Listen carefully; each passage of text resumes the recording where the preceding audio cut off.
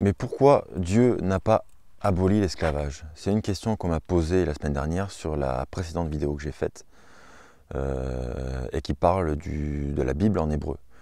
Un commentaire m'a été posé et la personne me demande donc et me dit qu'il a un problème avec le texte biblique parce que il ne comprend pas pourquoi Dieu n'a pas aboli l'esclavage. Donc je vais répondre à travers cette vidéo, je vais donc lui répondre à lui et en même temps à toutes les autres personnes qui peuvent se poser des questions à ce sujet, et c'est des questions qui sont légitimes. Donc je vais répondre à la question. C'est un sujet épineux, mais je vais dédramatiser un petit peu la chose, et donc voilà, bonne vidéo.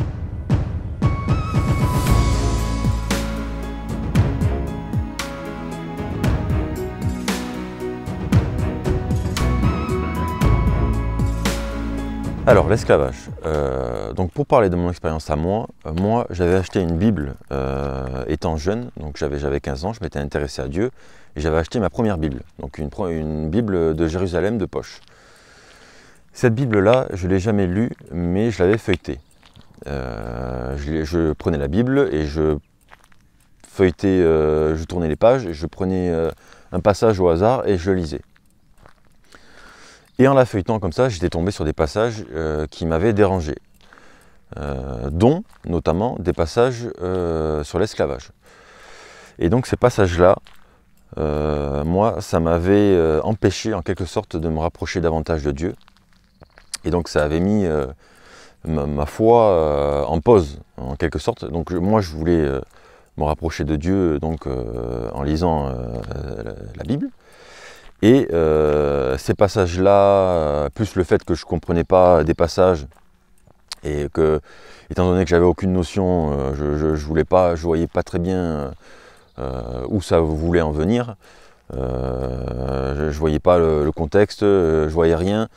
Donc voilà, en prenant comme ça des passages au hasard et en tombant sur des passages qui aujourd'hui peuvent nous sembler obscurs, moi en tout cas, ça m'avait empêché d'aller plus loin. Voilà. C'est vrai que quand on tombe comme ça sur des passages qui sont rudes, on se dit c'est pas possible, ça va pas être de Dieu, c'est pas Dieu qui a écrit la Bible, tout ça c'est des bêtises, sinon il n'y aurait pas tout ça, quoi. Voilà. Donc moi, pendant un temps, je me suis posé la question que s'est posée cette personne-là, donc qui m'a laissé ce commentaire. Et donc ce commentaire, je te le lis. Salutations, j'ai un gros problème avec la Bible et les textes. Il s'agit de l'esclavage. Dans toutes les lectures que j'ai faites, aucun verset n'interdit cette abomination. Pourquoi? Voilà, donc c'est le commentaire qui me pose. C'est le commentaire qui m'écrit.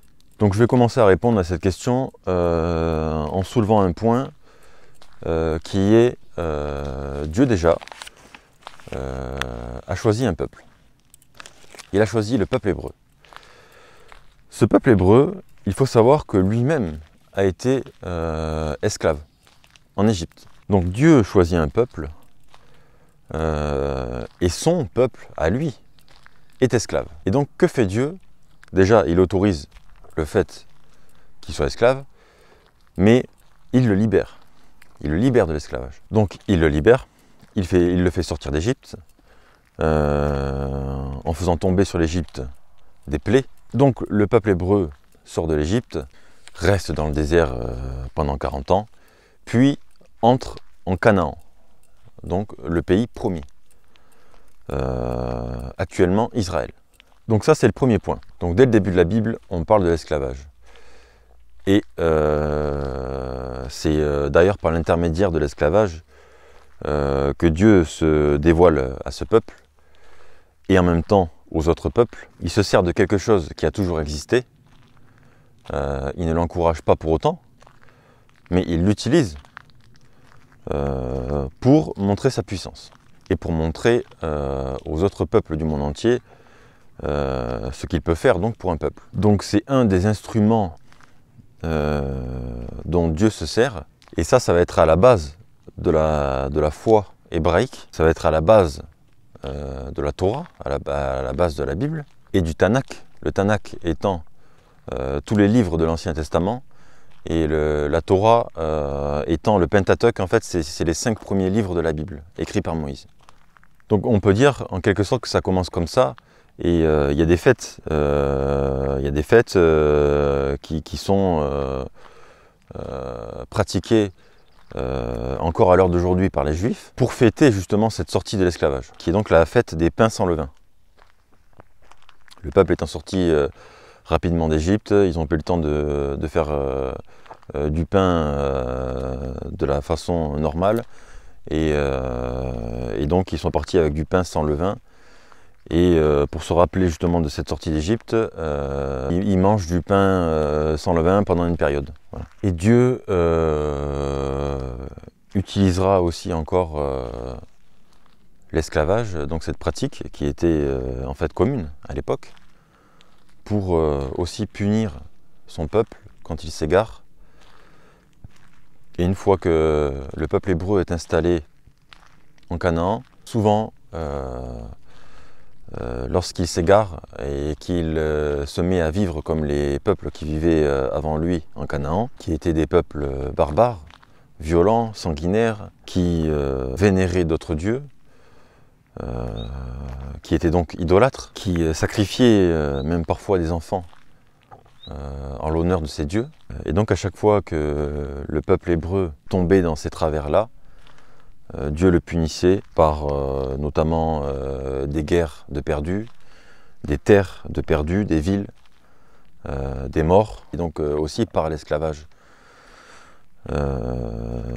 Parce que, étant donné que c'était une pratique courante à l'époque, quand les Hébreux perdaient une bataille, par exemple, ils étaient faits prisonniers et donc réduits en esclaves.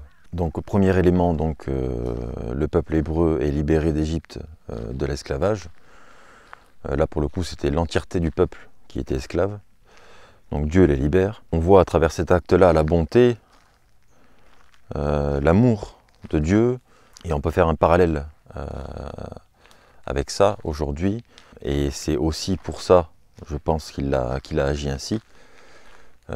C'est pour nous montrer avec cette image-là que Dieu nous libère aussi de l'esclavage au péché. Et donc on en revient là donc au Nouveau Testament et à l'œuvre de Jésus. Et donc encore un élément qui montre une concordance parfaite entre l'Ancien et le Nouveau Testament.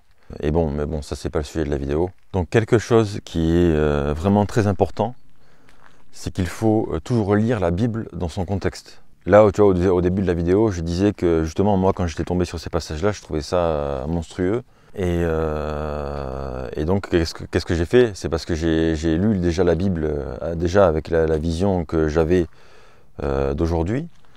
Et en plus, en prenant des passages comme ça, en les sortant du contexte, quoi. Et la Bible, il faut toujours la lire dans son contexte. Et donc l'esclavage, c'était une pratique courante, en fait, à l'époque. C'était considéré comme étant normal. Et tous les peuples, toutes les civilisations autour de Canaan pratiquaient l'esclavage. Donc nous, aujourd'hui, on voit ça comme étant quelque chose d'horrible. Mais en fait, à l'époque, c'était considéré comme étant normal. Et tu vas voir, à la fin de la vidéo, je vais te donner un angle de vue différent. Et tu vas peut-être te dire, ah oui, il a peut-être raison, là, vu comme ça. Donc là, tu vas me dire, oui, mais bon, te rends compte, c'est abominable, c'est pas parce que ça se faisait que c'était quelque chose de bien.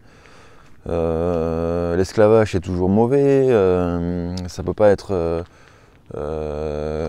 quelque chose de bon. Donc pourquoi ça n'a pas été aboli? Donc déjà, plusieurs faits importants qu'il faut mentionner. Première des choses, souvent les esclaves c'était des prisonniers de guerre. En fait, c'était pas des gens comme ça prélevés au hasard. Et il était interdit d'ailleurs de se saisir de quelqu'un et de faire de lui un esclave comme ça sans raison et sans sa volonté. Ça c'est interdit, c'était interdit. Donc c'était des prisonniers, les gens. Donc ils ont fait la guerre, ces gens-là. En faisant la guerre, qu'est-ce que tu fais en faisant la guerre? Tu tues des gens, entre autres. Parfois même, ça c'est pas mentionné dans la Bible ou quoi, mais il y a tout ce qui s'ensuit à côté, donc souvent des viols, des atrocités, etc.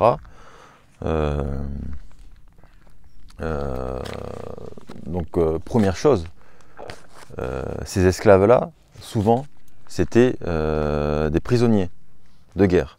Donc au final, c'est quoi le mieux? De les trucider, ou peut-être de les garder en vie et de les utiliser, sachant que les esclaves étaient souvent bien lotis à l'époque. Ils avaient de quoi manger, ils avaient un toit, à une époque où ce n'était pas le cas pour tout le monde. Des fois, il valait mieux être esclave que d'être dehors, sans rien, sans nourriture. Il faut voir le contexte à l'époque.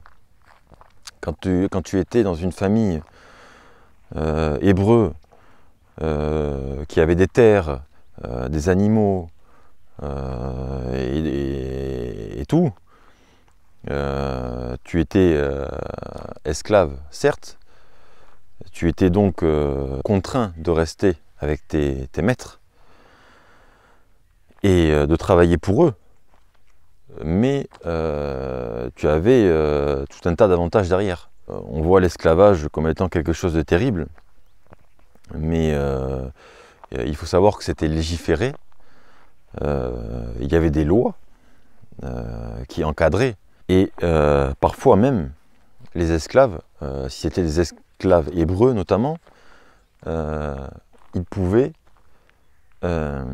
fonder une famille, même être propriétaire de biens. Et il y avait des lois comme par exemple le jubilé tous les 50 ans. C'était une grande fête tous les 50 ans, et la personne qui avait vendu par exemple ses terres les retrouvait, les esclaves étaient libérés, etc. Tous les 7 ans, je crois aussi qu'il y avait une loi qui faisait en sorte que les esclaves pouvaient être libérés. Donc c'est vraiment pas ce qu'on imagine là, c'est-à-dire des gens considérés comme étant simplement des bouts de viande qu'on utilise comme des objets. C'était vraiment encadré, et si tu tombais dans une famille qui était aimante, et de toute façon, je te dis, la loi hébraïque, les 10 commandements, la loi qui est décrite dans le Lévitique et le Deutéronome, fait en sorte que ce peuple-là, ce peuple donc de Dieu, choisi par Dieu, était dans le bien. Alors il y avait forcément des éléments mauvais dans le peuple, mais ce peuple-là, ces personnes-là étant avec Dieu, suivant la loi de Dieu, c'était mathématiquement des gens qui étaient bons. Et donc il y a très très peu de chances que des esclaves aient été maltraités comme ça, sans raison, traités avec violence, avec mépris.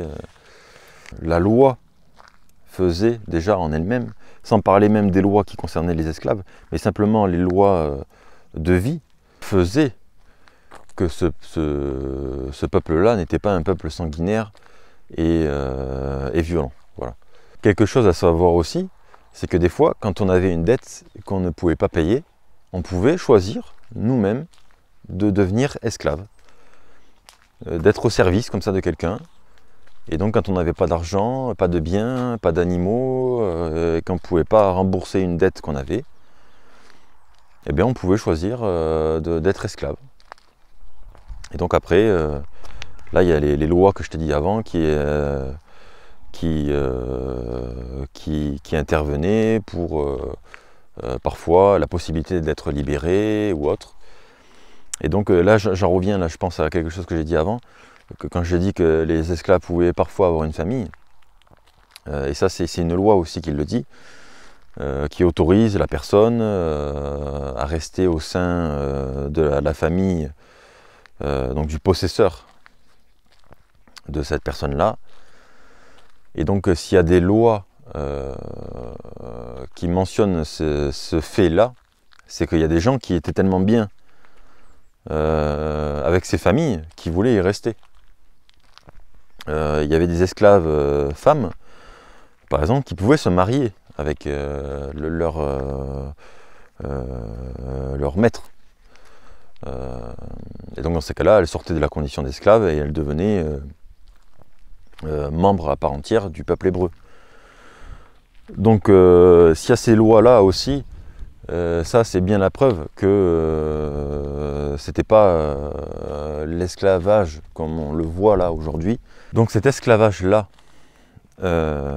qui était donc fait au cours de l'Ancien Testament, ce n'est pas l'esclavage tel qu'il était pratiqué par les Romains, par exemple. Les Romains, eux, étaient vraiment terribles, souvent avec leurs esclaves. D'ailleurs, l'économie romaine était tournée autour de l'esclavage. Et c'est ce qui a fait aussi que cette civilisation s'est imposée autant. L'esclavage en fait jouait un rôle très important dans l'économie romaine. Et là pour le coup, si tu étais un esclave, tu étais souvent un moins que rien, quoi. Mais l'esclavage qu'on parle là, biblique, n'a rien à voir avec ça. Et n'a rien à voir non plus avec l'esclavage qui s'est passé après avec les peuples noirs africains. Et Dieu ne veut pas ça. Mais ça, c'est le fait des hommes. C'est les hommes qui ont fait ça. Là, on parle du texte biblique. Et donc, le texte biblique est donc la parole de Dieu. Les dérives qui ont été commis après et avant, c'est pas le sujet. Parce que dans ces cas-là, on peut aller sur tous les sujets et on va dire ça c'est pas bien, ça c'est pas bien. Un couteau, par exemple, tu peux l'utiliser correctement pour manger et tu peux l'utiliser pour tuer quelqu'un. Donc c'est pas parce que y a eu des dérives et des gens ont commis des atrocités justement en se servant de l'esclavage que l'esclavage en lui-même à la base était néfaste au point d'être affreux, horrible. Et donc maintenant je vais citer des passages du Nouveau Testament, parce que le Nouveau Testament en parle aussi. Et donc je vais citer Galates chapitre 3, versets 28 et 29. Il n'y a plus ni juif ni non-juif, il n'y a plus ni esclave ni libre, il n'y a plus ni homme ni femme, car vous êtes tous un en Jésus-Christ. Si vous appartenez à Christ, vous êtes donc la descendance d'Abraham et vous êtes les héritiers conformément à la promesse. C'est un passage donc, du Nouveau Testament, c'est Paul qui parle et dit il n'y a plus de catégorie sociale, il n'y a plus de peuple choisi et de peuple non choisi. L'Ancien Testament, l'ancienne alliance est terminée. Maintenant nous sommes sous la grâce, grâce au sacrifice de Jésus, grâce à ce qu'a accompli Jésus, donc Dieu, nous sommes tous à égalité. Donc voilà. Et deuxième passage que je vais te lire, donc c'est dans Éphésiens chapitre 6. Quant à vous, maîtres, agissez de même envers eux et abstenez-vous de menaces, sachant que leur maître et le vôtre est dans le ciel et que devant lui il n'y a pas de favoritisme. Donc quelques versets avant, Paul s'adressait aux esclaves et là il s'adresse donc aux possesseurs d'esclaves. Donc abstenez-vous de menaces, abstenez-vous d'être violent, d'être méchant avec vos esclaves. Et donc ce passage nous dit que on a tous le même maître, le même Dieu, et que quelle que soit notre condition terrestre, Dieu ne fait pas de favoritisme. Voilà. Et donc ça vient appuyer l'autre passage que j'ai dit juste avant. Et donc là, je vais aborder le sujet d'une autre manière. Cette semaine, une idée m'est venue en tête. Et j'ai réfléchi un petit peu et tout. Et je me suis dit, mais est-ce que le travail moderne, ça serait pas un peu de l'esclavage doré? Parce que je sais pas toi, mais moi, je suis enchaîné à mon travail. 5 jours par semaine, je suis obligé d'aller travailler. Si je ne vais pas travailler, je ne peux pas payer mon loyer, je ne peux pas manger. Et je ne sais pas toi, mais moi personnellement, l'argent que je gagne en allant travailler, ça me permet à peine de vivre bien. Ça me permet de manger, de payer le loyer de là où j'habite. Donc j'habite pas chez moi, c'est pas chez moi, et je paye pour pouvoir y loger. J'ai des factures à payer, et à la fin du mois, il ne me reste rien. Donc je me suis posé la question, mais quelle est la différence, en fin de compte, entre l'esclavage des temps bibliques et l'emploi, le travail? Alors tu vas me dire, ouais mais attends, t'exagères, tu peux pas comparer l'esclavage et le travail aujourd'hui, ça n'a rien à voir. Là tu es libre, tu as 5 semaines de congés payés, tu as une voiture, tu peux te déplacer, tu es libre de circuler. Tu n'es pas collé à un maître, tu ne dors pas chez ton maître, chez ton employeur. Tu as des week-ends, tu as tout le confort moderne, tu as un téléphone, etc. Oui, je suis d'accord, mais en fin de compte, moi, ce que je donne, c'est ce que j'ai de plus précieux, c'est mon temps.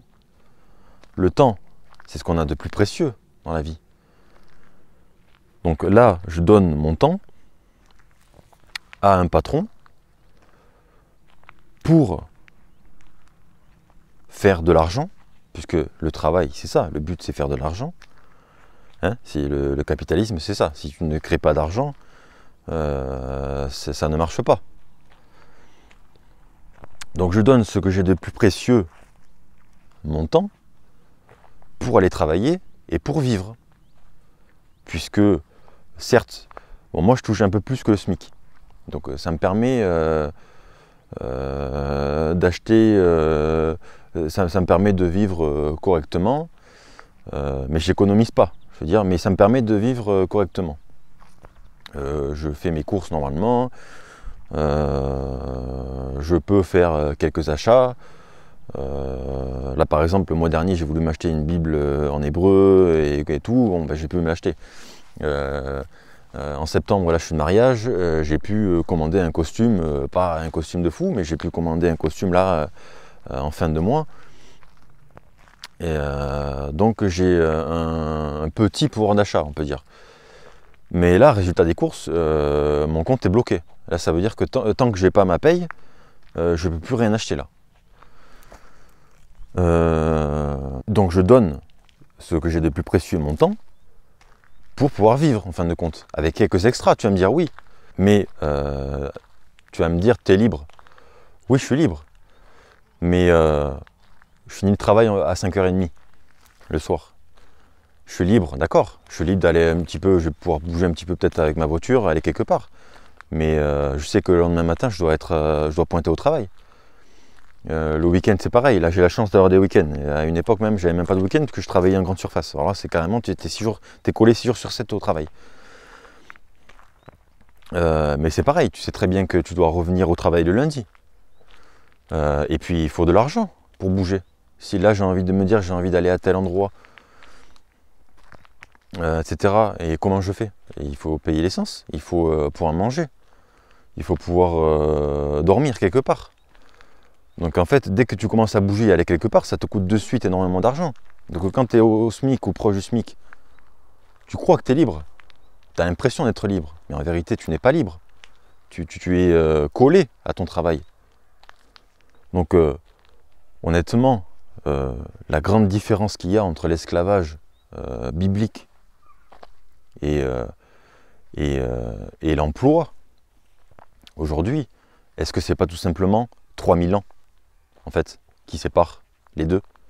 Quand tu as de l'argent dans la société actuelle, oui, là tu es libre. Là tu es libre. Quand tu as de l'argent, si tu as des millions sur le compte, bah aujourd'hui, tu es là, tu te poses pas la question de savoir ce que tu vas manger, parce que tu vas au restaurant, tu t'en fous.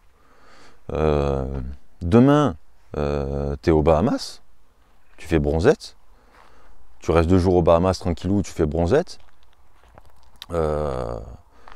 Après, le jour d'après, j'en sais rien, moi, tu étais à Shanghai, tu vas boire un café à Shanghai. Enfin, quand tu as de l'argent, là, tu es libre. La planète, elle est à toi, en quelque sorte, tu fais ce que tu veux. Mais quand tu as un travail qui te permet tout juste de manger et de vivre, en fait, de payer tout simplement tes factures, et de payer ton loyer, ta maison qui ne t'appartient même pas, on est quand même plus proche de l'esclavage, je trouve, que de la liberté.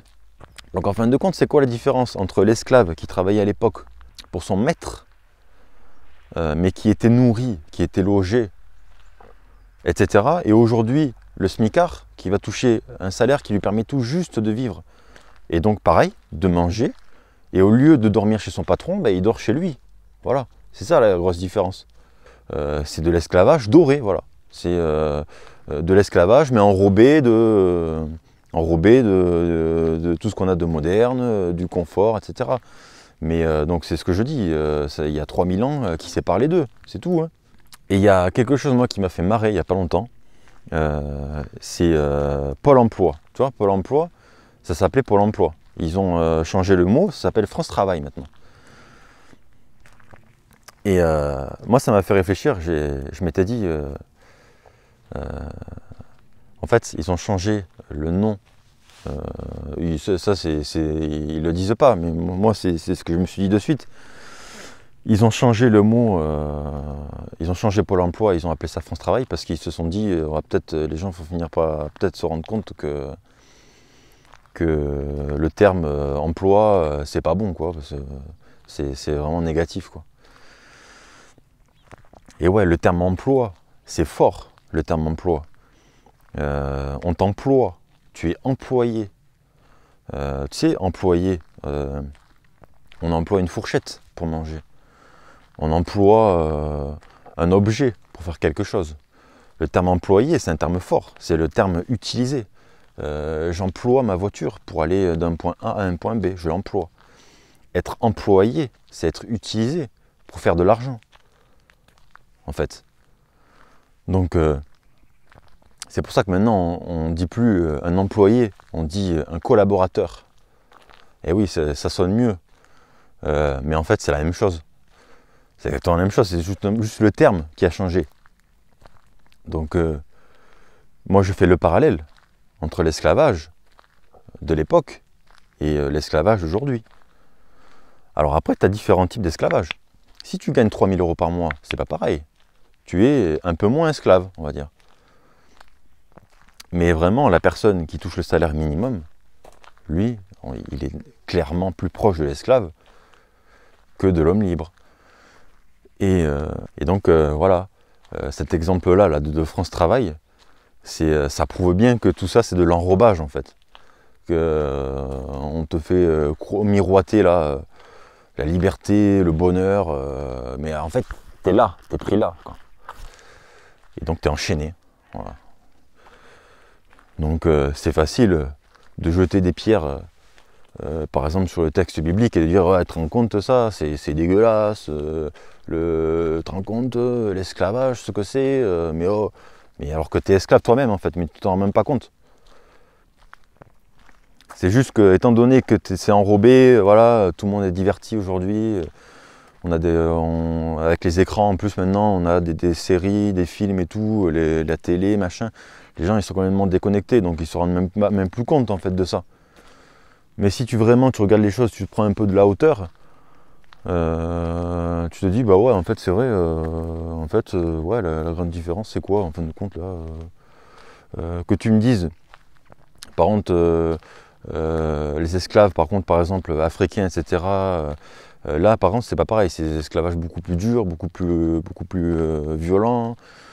Les négriers, par exemple, les bateaux négriers, tout ça, là, il y a des gens qui ont vécu de véritables calvaires. C'est pas... là, je parle vraiment de l'esclavage biblique et de l'esclavage, ouais, voilà, de l'esclavage biblique, de l'esclavage dont on parle dans la Bible. Et donc légiféré, propre, tu vois. Et donc, comme je t'ai dit avant, c'était aussi beaucoup des criminels de guerre, etc.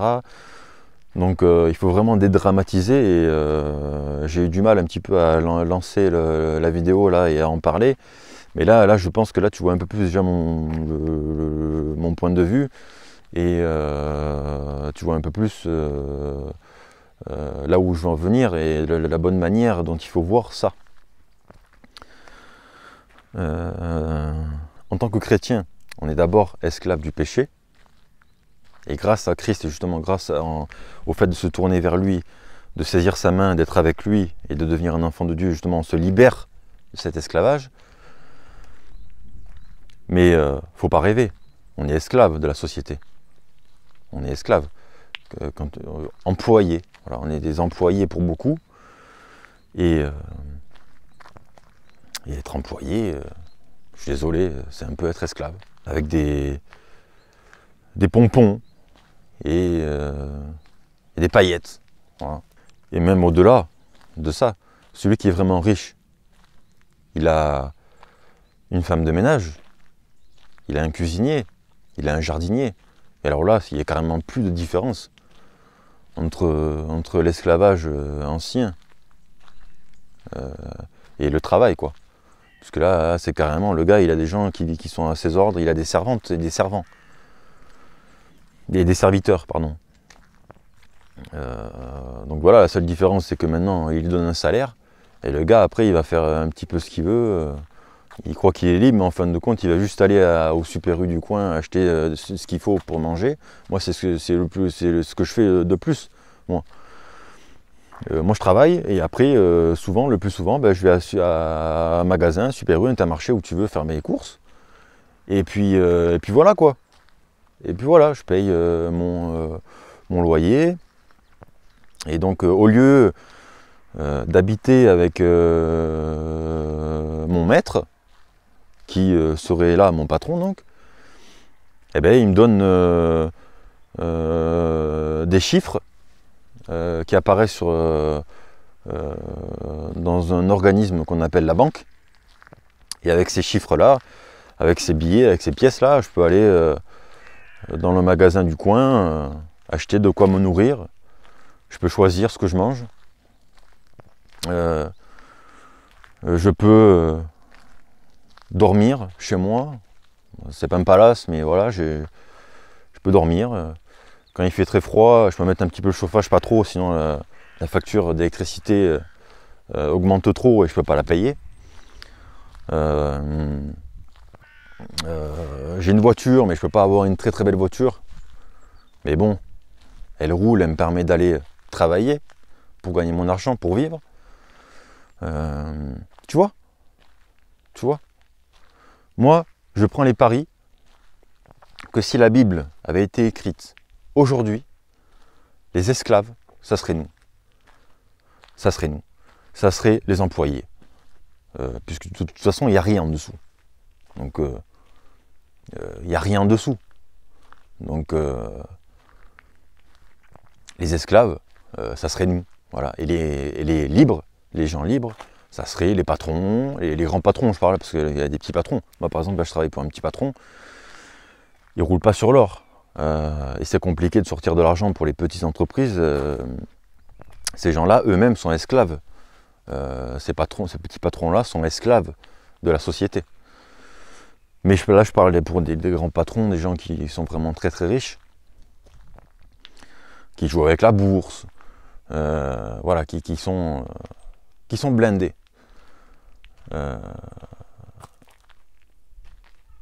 Eux, ça serait eux, les hommes libres. Eux, ils sont libres. Voilà. Et en plus, avec tout ce qu'on a maintenant, le confort moderne, etc., les avions, tout ce que tu veux, enfin là, c'est les maîtres du monde, les gars. C'est pas seulement des maîtres d'esclaves, là, c'est les maîtres du monde. Donc voilà. Il faut toujours remettre les choses dans leur contexte. Quand on lit la Bible, il ne faut pas la lire avec la vision, avec les lunettes qu'on porte aujourd'hui. Et en plus, très souvent, ce sont des chimères. Comme là, je viens de l'expliquer avec l'emploi.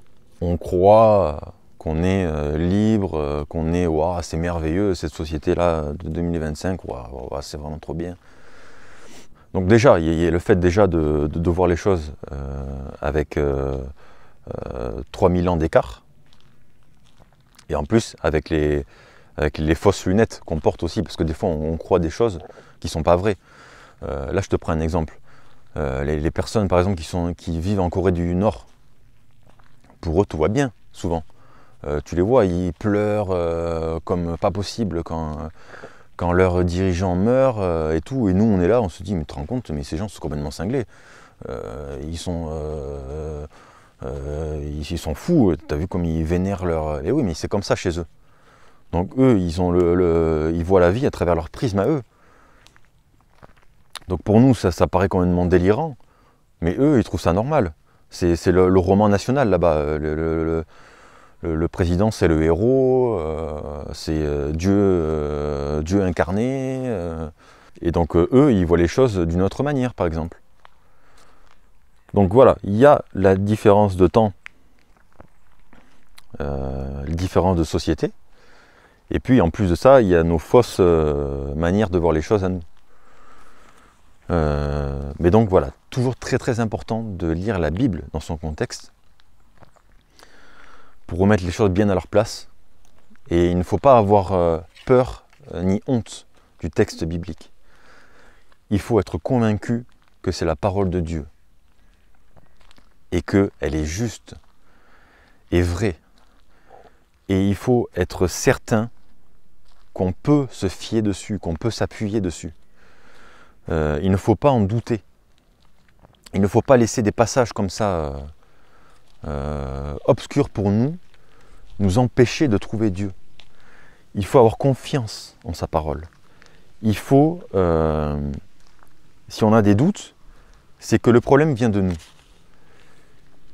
Et donc, il faut prendre de la hauteur, prendre d'autres points de vue, réfléchir, se poser, prier, aller chercher les éléments, essayer de comprendre qu'est-ce qui se passait à cette époque-là, pourquoi. Là par exemple, j'ai acheté un livre, je l'ai commandé juste avant la Bible en hébreu là, que j'ai commandé la semaine d'avant.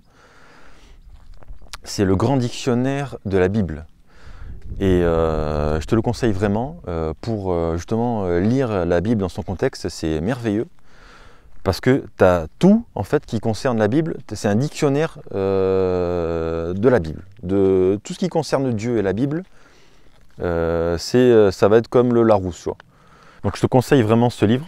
Je l'ai acheté et là je l'ai feuilleté pour me renseigner sur quelques éléments. Là par exemple pour faire cette vidéo sur l'esclavage, je me suis renseigné, tu as 2-3 pages là sur l'esclavage, ça te parle de passages de la Bible qui en parlent, ça te parle des civilisations qu'il y avait autour et de comment eux pratiquaient l'esclavage. Enfin, ça te dit vraiment tout sur des concepts, des mots qui apparaissent dans la Bible, des personnages, des lieux. Les civilisations qu'il y a autour, les objets qu'on utilisait à l'époque, les fouilles archéologiques récentes et leurs résultats, la provenance des évangiles, enfin, tous les mots, tous les concepts qui tournent autour de la Bible et de Dieu sont réunis dans ce livre. Et, enfin, tous, pas tous, on ne peut jamais être exhaustif à 100%. Mais voilà, et il y en a d'autres aussi de livres, hein, de sortes de Bibles, de sortes de dictionnaires comme ça, de la Bible. Il y a le grand dictionnaire, ou le dictionnaire, je ne sais plus comment il s'appelle, d'Emmaüs, par exemple aussi. Il y en a 2, 3, 4 là, comme ça.